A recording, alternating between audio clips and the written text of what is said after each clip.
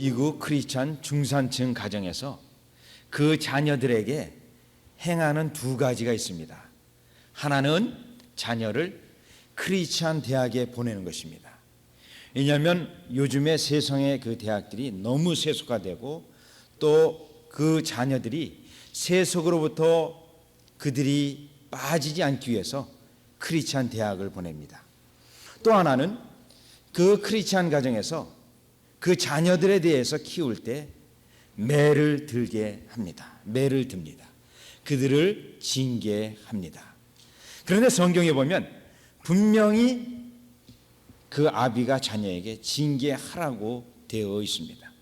그러면 그렇게 집에서 매를 들고 징계를 하는데 그 자녀들이, 그 징계를 받는 자녀들이 자기 자신의 잘못을 깨닫고 당연함을 그들이 말하고 있습니다. 그런데 오늘날 많은 자녀들이 때로는 이 징계가 되지 않았을 때 그들이 교회나 또 학교나 여러 가지 사회 모습 속에서 그 구속되지 아니한, 훈련되지 아니한 모습을 쉽게 볼 수 있습니다.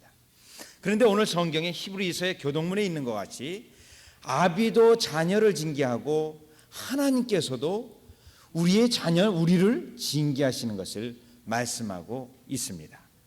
그래서 오늘 본문 특별히 보면 히브리서 12장에서 7절에 보니까 어찌 아비가 징계를 하지 않는 아들이 있으리요, 이렇게 말씀하고 있습니다. 그런데 오늘 읽은 본문의 말씀을 보면 나오미가 나는 하나님으로부터 징계를 받았습니다 라고 고백하고 있습니다. 21절에 보니까 나를 징벌하셨고 전능자가 나를 괴롭게 하셨거늘 이라고 고백하고 있는 것입니다. 즉 본인 스스로가 하나님 앞에 그 잘못을 깨닫고 회개하며 하나님께서 나를 징계하신 것을 말씀하고 있습니다. 그러면 오늘 이렇게 고백을 하는 나오미는 이러한 하나님의 징계에 대하여 원망을 하거나 그가 속상해하거나 그러한 내용이 아닙니다. 오히려 하나님께서 나를 징계하시는 것을 통하여 나에게 말할 수 없는 유익이 넘쳐남을 고백하고 있는 그러한 고백입니다.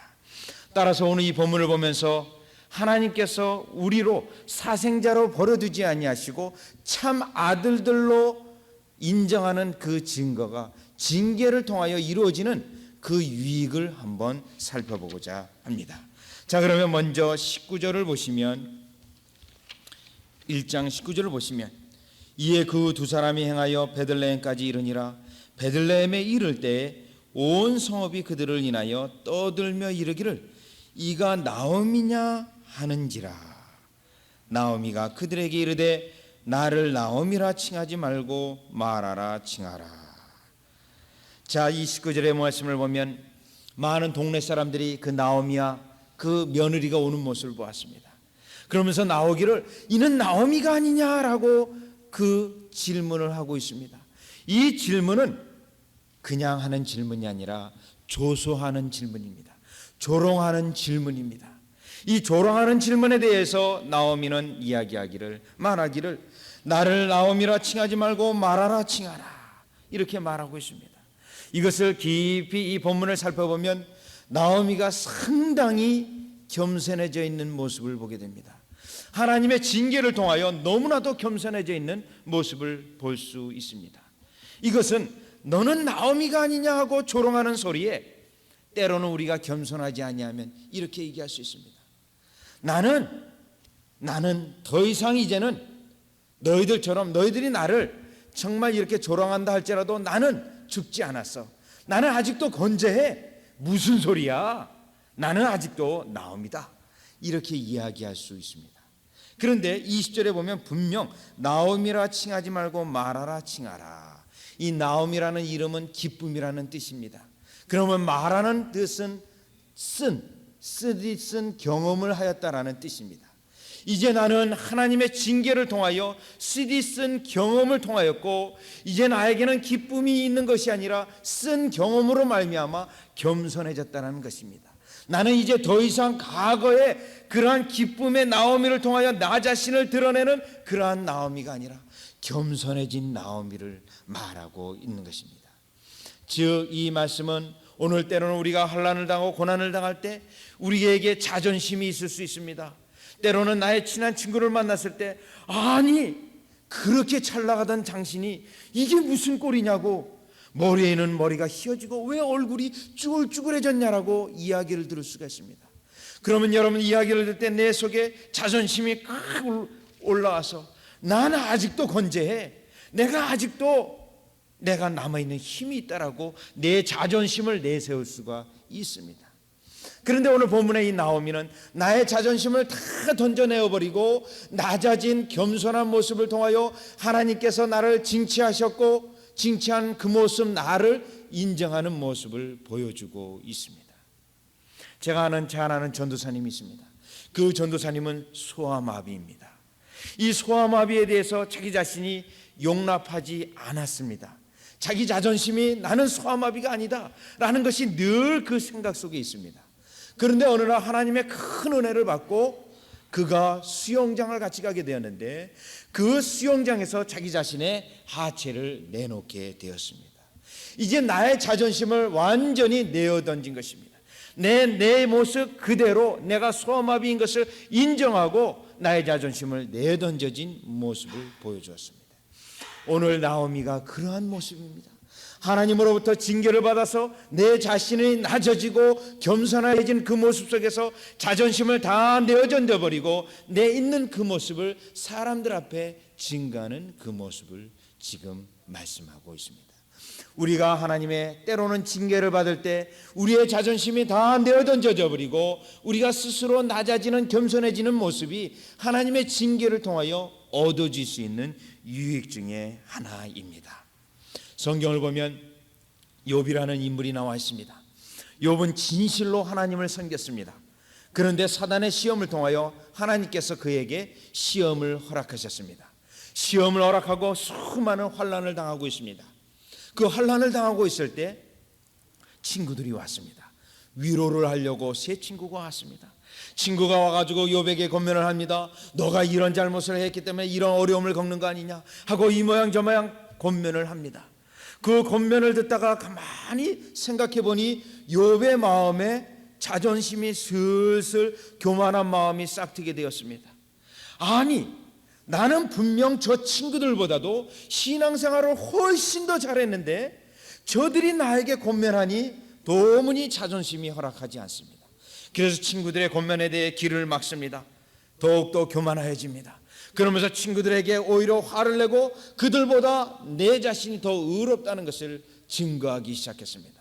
그러다 보니까 친구들에 대하여 그렇게 대화가 진행되다 보니 이제는 그 심령 속에 아니 하나님 저들은 나보다도 못한데 잘 되고 나는 저들보다도 나은데 왜 이런 어려움을 겪어야 합니까? 하고 결국에는 하나님에게까지 원망하게 되었습니다. 점점 교만하게 되었습니다. 결국은 욥기 38장에 보면 하나님이 그에게 나타났습니다. 점점 교만한 그에게 나타났습니다. 너가 어찌 교만하느냐라고 나타났습니다. 그리고 욥기 40장에 보면 너가 의롭다 하여 하나님을 불의하다 하느냐, 너가 스스로 교만해져서 하나님의 의로우심을 부정하느냐 말하고 있습니다. 그러면서 41장에는 이 비유를 듭니다. 너가 낚시로 악어를 낚을 수 있느냐 이 말씀합니다. 너는 아무것도 아니고 힘도 없고 능력도 없고 의도 없는 자이거늘 어찌하여 교만하느냐 하고 결정적으로 하나님께서 그에게 말하고 있습니다. 그때 욥은 회개하고 드디어 하나님 앞에 모든 잘못을 고백하게 되었습니다. 즉 내 자신의 스스로 의로움을 생각하고 교만해지는 모습입니다. 그런데 그 교만한 모습이 나를 낮추지 못하고 자존심의 문제로 내 자존심을 세우다가 그만 교만해졌고 하나님 앞에 범죄하게 되었던 것입니다. 또한 이러한 인물에 대해서 다윗은 상당한 어려움을 겪게 됩니다. 그 사랑하는 아들이 반란을 일으켰습니다. 압살롬이 반란을 일으켜서 피난길에 가게 되었습니다. 피난길을 가는 그 길 중에 시므이라는 인물이 하나 나옵니다. 그 시므이가 그 다윗을 저주합니다. 욕을 합니다. 그때 다윗은 그 도망가는 길에서 자존심이 있었다면 그 자존심을 건드렸기 때문에 그 요압 장군을 통하여 그를 죽일 수 있었습니다. 그러나 그는 그러한 하나님의 어려움 속에서 하나님께서 나에게 징계하시는 손길로 깨닫고 스스로 자기 자신을 낮추어 겸손해지는 모습을 보여주고 있습니다. 오늘 하나님께서 우리를 징계하실 때 우리는 이런 우리 스스로의 자존심을 내어던져 버리고 우리가 낮아지는 겸손해지는 그러한 유익이 있어야 될 줄 믿습니다. 하나님께서는 베드로전서 5장에 보면 교만한 자는 물리치시고 겸손한 자에게 은혜를 베푸신다고 하였습니다. 하나님께서 때로는 높아진 우리를 낮추시는 징계를 통하여 우리로 낮추시고 다시금 우리에게 은혜를 베푸시는 하나님의 모습을 깨달아 볼 수 있습니다. 따라서 오늘 이 본문에 있는 나오미처럼 과거에 화려했던 모습을 다 내어던져 버리고 내가 CD 쓴 경험을 통하여 겸손하여진 나오미의 모습이 오늘 여러분의 모습이 되어지시기를 주 예수 그리스도 이름으로 축원합니다. 그리하여 하나님의 우리를 징계하시고 참 아들 삼으시는 징계를 통하여 이러한 하나님의 은혜의 모습이 여러분들 속에 반드시 넘쳐야 될 줄 믿습니다. 두 번째, 오늘 하나님의 이 징계를 통하여 나오미에게는 큰 유익이 있었습니다. 그 유익은 21절에 보니까 이렇게 말씀하고 있습니다. 내가 풍족하게 나갔더니 여호와께서 나로 비어 돌아오게 하셨느니라. 자, 이 21절의 말씀은 자기 자신의 잘못을 철저히 깨닫고 회개하고 있는 모습입니다. 자, 이 나오미는 어떠한 인물이었습니까? 그 살고 있는 베들레헴 땅에 흉년이 들어서 이사를 갔습니다. 모압 땅으로 이주를 하였습니다. 그런데 그것에 대하여 지금 회개하고 있는 모습입니다. 그는 그 모압 땅으로 갈 때 흉년이 들었지만 그 생활이 어려운 상태가 아니었습니다. 그래도 다른 사람보다 풍족하게 있었던 그러한 모습입니다.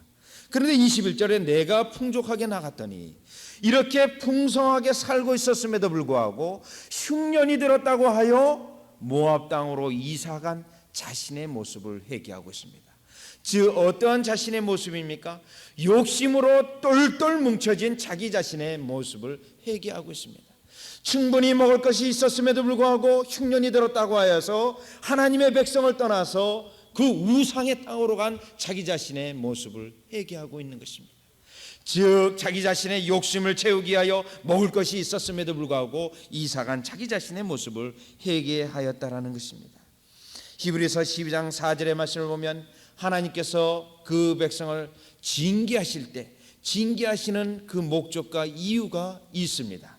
그런데 그 징계의 대상자 중에 제1호는 어떠한 자들이냐면 죄에 대하여 싸우지 않는 자가 징계의 제1호 대상자라고 말하고 있습니다.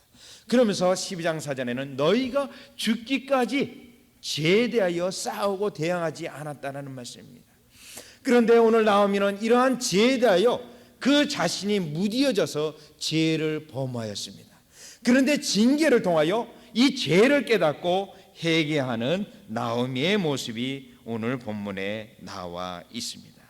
이제는 그 자신이 더 이상 욕심으로 똘똘 뭉쳐진 나오미가 아니라 이제는 하나님의 징계를 통하여 나의 욕심을 다 내어던져 버린 나오미의 회개하는 모습이 21절에 있는 것입니다. 따라서 때로는 하나님께서 우리에게 징계하실 때 우리 자신의 죄를 돌아보아야 합니다. 내가 습관적으로 때로는 죄를 짓는 것이 있는가 돌아보아야 합니다.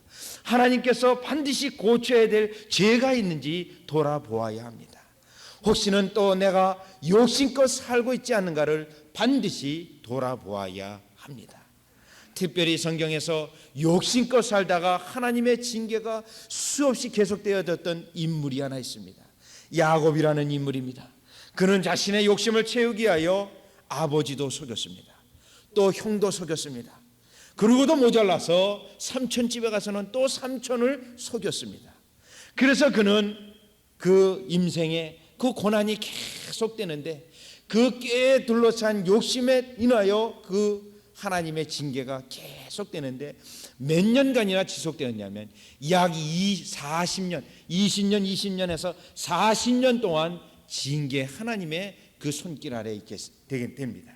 그런데 그가 이러한 하나님의 징계를 받고 하나님의 다스림을 받고 결국 창세기 7장과 6장 46장과 7장에 보면 상당히 변화된 모습을 보여주고 있습니다.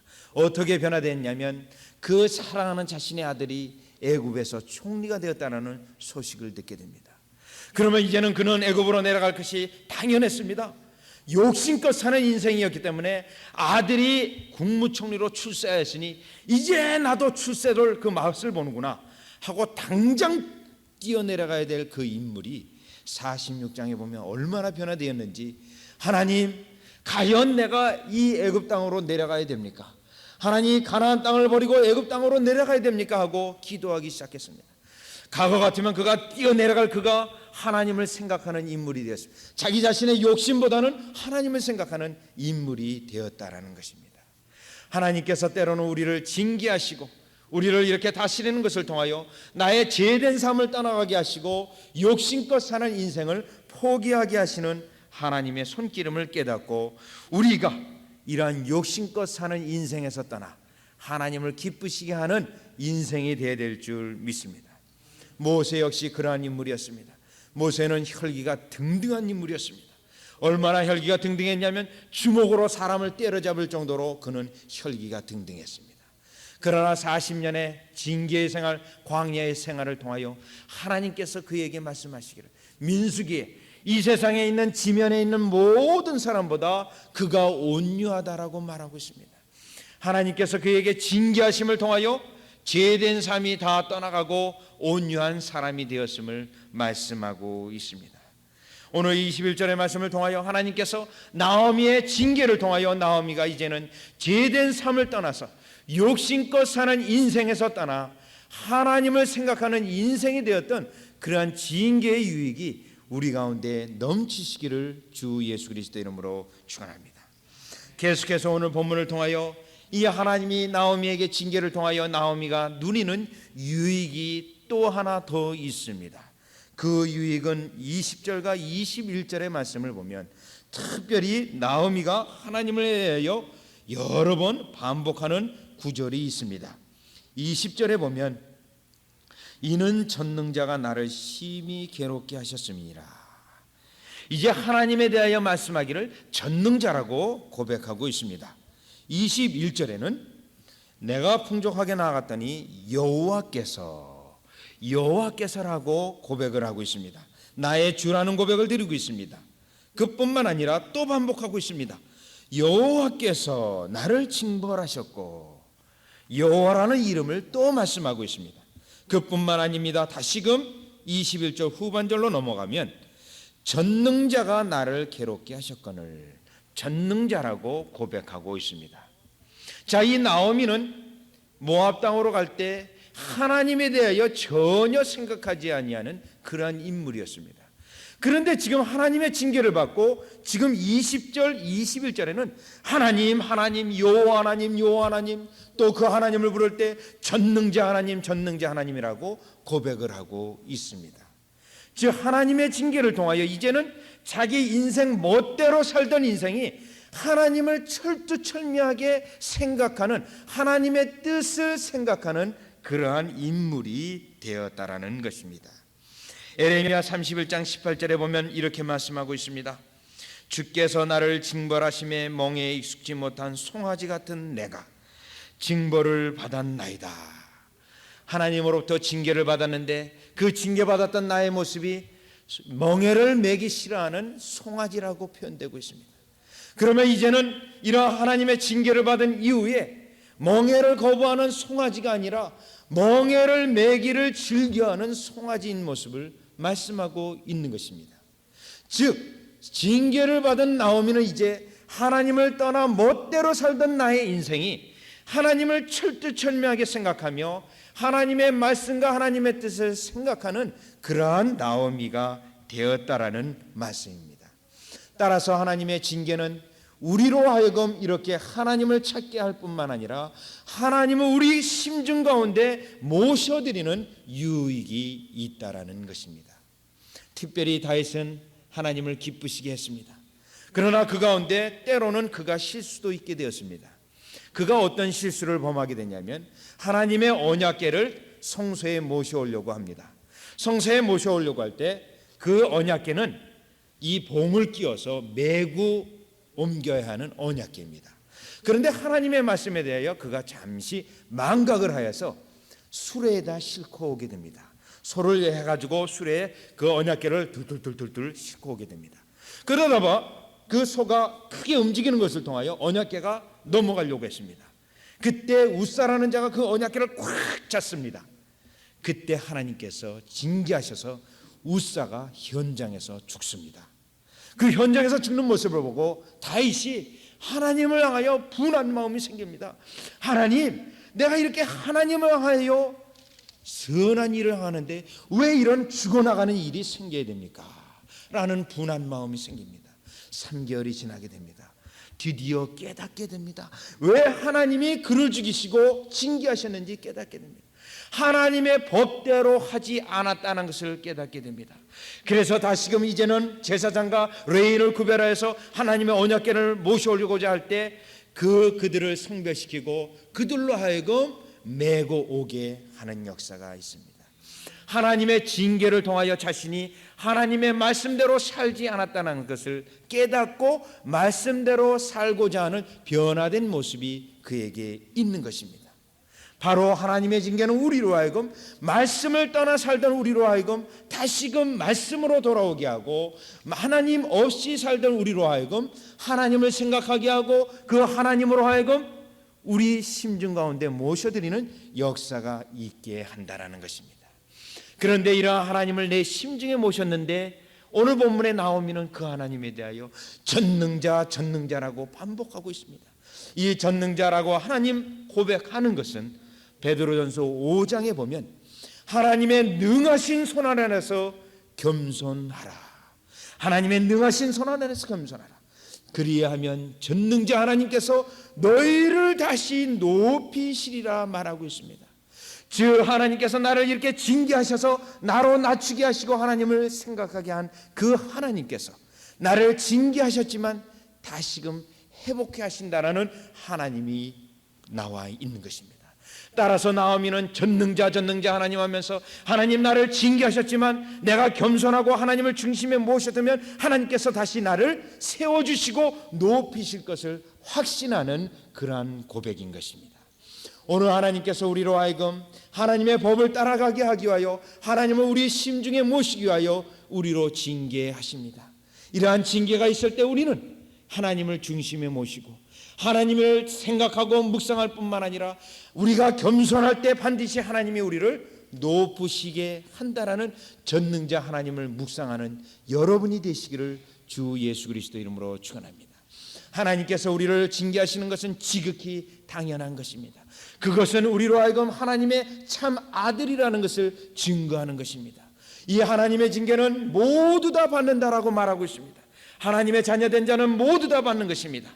이러한 징계가 우리에게 있을 때 오늘 이 나오미와 같이 겸손해지는 우리가 되기를 바라며 하나님의 이러한 징계가 있을 때 이제는 우리의 잘못된 것을 뜯어 고치고 회개하는 삶이 있을 뿐만 아니라 하나님 앞에 능하신 손 아래 겸손하여져서 하나님이 우리 자신을 높이시며 우리는 그 하나님을 철두철미하게 모시는 여러분이 되어주시기를 주 예수 그리스도 이름으로 축원합니다. 기도드리겠습니다. 하나님, 멍에를 매기 싫어하는 그러한 송아지 같은 우리가 하나님 우리가 우리 스스로의 주인이 되어서서 멋대로 마음대로 인생을 좌지우지하였습니다. 그러나 하나님의 특별한 사랑과 손길로 인하여 우리로 하여금 징계받게 하시고 그 징계에 말할 수 없는 유익을 누리게 하심을 감사를 드립니다. 오늘 우리 가운데 징계 있으면 하나님 이 징계를 통하여 오늘 본문에 있는 유익을 누리게 하여 주시옵소서. 철두철미하게 우리의 자존심을 다 내어져 버리고 낮아지는 저희가 되게 하여 주시옵소서. 겸손해지는 저희가 되게 하여 주시옵소서. 그래야 하나님께서 우리에게 마음껏 은혜를 베풀어 주시는 은혜의 상태에 거하게 하여 주시옵소서. 하나님, 특별히 저희들을 징계하실 때 우리가 뜯어 고쳐야 될 죄가 있으므로 징계하심을 감사를 드립니다. 하나님, 우리의 잘못된 모든 부분을 고칠 수 있는 하나님의 기회로 삼게 하여 주시옵소서. 그로 말미암아 모든 연약한 부분을 고치고 하나님의 올바른 길로 저희들로 갈 수 있도록 인도하여 주시옵소서. 하나님 징계하여 주심을 감사를 드립니다. 이제는 하나님을 철저히 모시며 하나님의 법을 내 마음 가운데 날마다 묵상하는 자가 되게 하여 주시옵소서. 하나님 징계를 받기 전에는 우리 마음대로 그릇 행하였으나 이제는 징계를 통하여 하나님의 법대로 살아가는 저희가 되게 하여 주시옵소서. 그리하여 하나님 이렇게 징계하심을 통하여 우리로 날마다 그 사랑 안에 거하게 하여 주시옵소서. 예수님의 이름으로 기도드리옵나이다. 아멘.